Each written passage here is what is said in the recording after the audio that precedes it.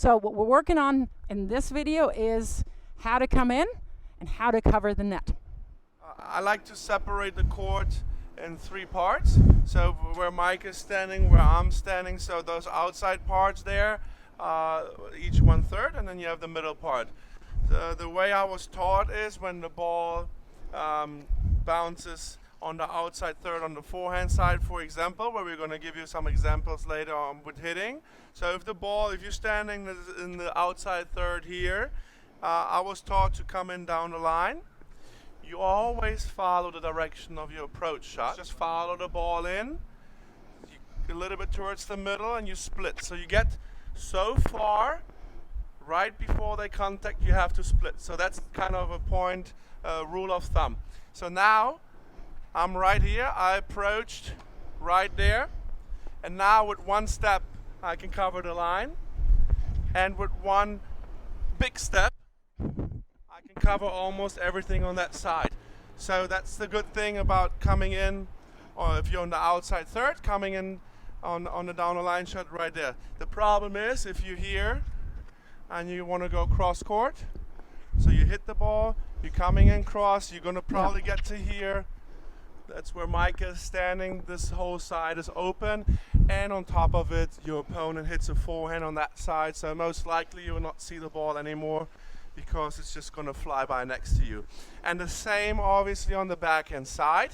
And what I like to teach is, you know, the forehand is usually the stronger shot, but you know, it all varies if you on the depth of the ball, on the spin of the ball, on the pace of the ball. So even if I come in on the outside third here and the ball is getting here, if you have a really good slice and you cut it and you come in and you split here and it stays low, a lot of players play with the semi-western and the western grip still, and on hard court the ball doesn't get up high, so you might have a great chance they frame it or miss hit it. Let's say out of 10 it's going to happen 3 times. That's already a good number for you, it's in your favor, and the rest you get when you get in here, you can as well cover the line as I showed, and with one big step diagonal you can cover a lot of court over there.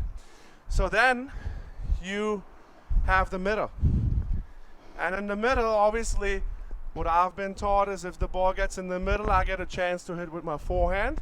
You know, Craig O'Shaughnessy says always the backhand is your shield and your forehand is your sword, and I agree with that because 70% of the balls on the tour are hit with the forehands, and you can create better angles. So when you get the ball here, you can as well, you don't have to go over there, you can go inside out, right? If your ball is more here, you can come in cross court, you follow your ball, and then you split step. So the middle, you do what you like. One more thing I want to bring up, might be a little bit off topic, but it's so important because I teach juniors, Meike, and a lot juniors, Meike teaches a lot of adults. How often do I see a junior kid coming up and slamming the ball and it goes out? I can't tell you how often I see it, like very often, and then I get headaches, and the fun part goes a little bit away because you know, it's unnecessary.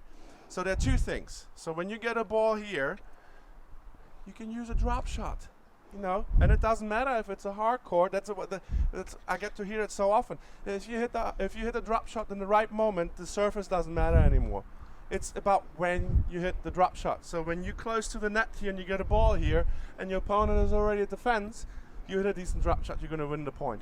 And the other thing is, one more, if you come in, remember, you have a rally length. Like Novak is so good with his backhand from here, he has his pace and his rally length, so the ball bounces half a foot off the line, right? But when Novak is back here, he needs to add more and gets the same length. And when Novak gets in more inside the court, then he takes a little bit of the pace off because you get closer to the other side. And if you would hit the same pace like your rally ball, for example, from here, you're going to hit the ball out. So you have to practice all 3 levels of the court when you come in. And remember, after the bounce, when you get the ball, the apex, the highest point of the ball, you want to hit the highest point and drive through, because you can draw a straight line, it's above the net, and then you can put pressure on the opponent. Too many players, when they come in, they're either not fast enough or they let the ball drop too low, and if you're here and hit the ball up from here fast, the ball is going to land out. Yep. So we were both taught in Germany, and that is exactly how I was taught. I'm going to add two things to it. Number one, I was not necessarily the biggest hitter, and I couldn't put many approach shots away, but it's an approach shot. It's not a winner. So one of the things that my dad taught me was that you want to win the point with 3 balls. I'm approaching. If I end up hitting a winner, that's fantastic, but I don't need to put that ball away. Then I'm coming in, I'm covering properly, and again, Davor already told you, follow the ball. If I can then put my second ball away, that is fantastic, but I don't have to put it away, but I for sure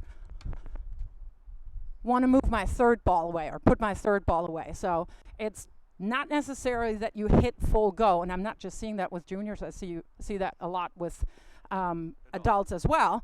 And then one teeny tiny thing, my dad told me ball is attached to you with a string, and as Davor said, follow the ball in, so let that string pull you in, and you have to split step wherever you are when your opponent is about to make contact.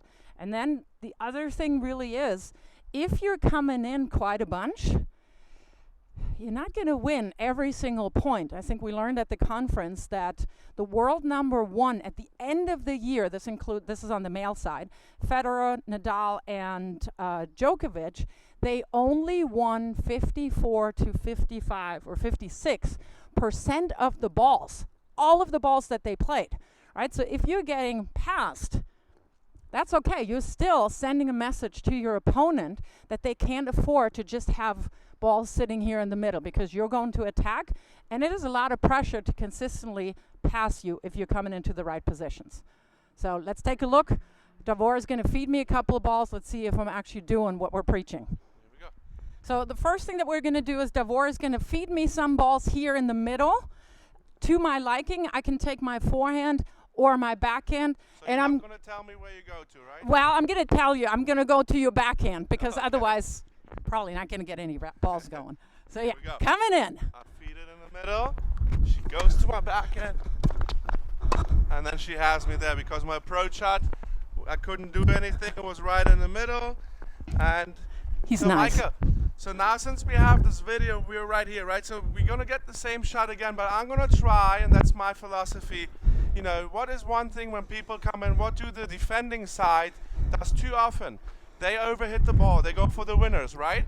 So one important thing what Emilio does, and what he taught me, what I love, make the net player volley and try to hit to their feet. So Meike is going to come in. I will try to hit to her feet, and then we're going to see what's going to happen. Uh-oh, pressure on me. Oh. I'm See, it thinking- worked, and it was not staged, guys. I'm thinking Davor played too much pickleball, because that's where they dink balls down to your feet, and that's what we can take from pickleballers. So let's see if I can do this better this time. Oh, again, same one. It was a good ball. Forehand or backhand? Where do you want to come Whatever you want. in? You come in with the backhand now, Meike. No, the net didn't help me. I tried to do as good as I can there. We No, couldn't have staged that any better. That was great. That was awesome. All right, so he fed me a couple of balls in the middle. He's now going to feed me on the forehand a little bit of a further ball out. So I'm going to choose to go down the line to his backhand.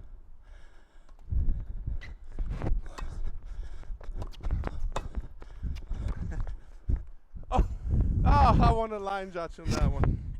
We should have left the drone up. So you see, like Meike closes in down the line. Meike, you can go one a little bit more if you want to push me on that one a little Oh, bit. I'm trying. So oh, sorry. Let's do it again. My bad. Ah! I fed that one too close to the middle.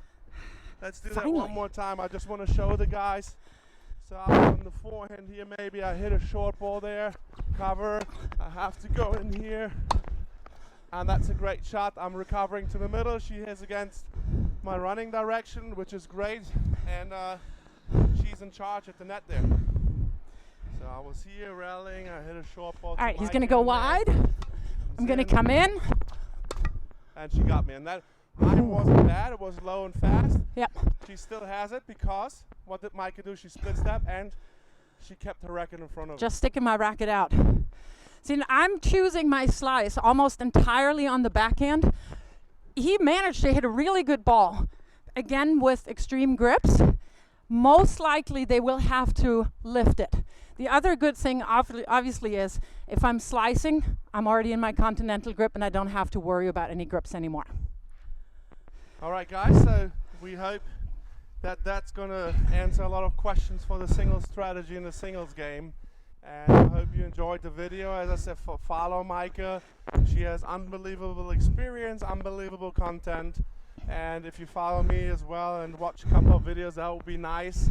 And we wish all of you guys a beautiful day, and thanks for the time watching.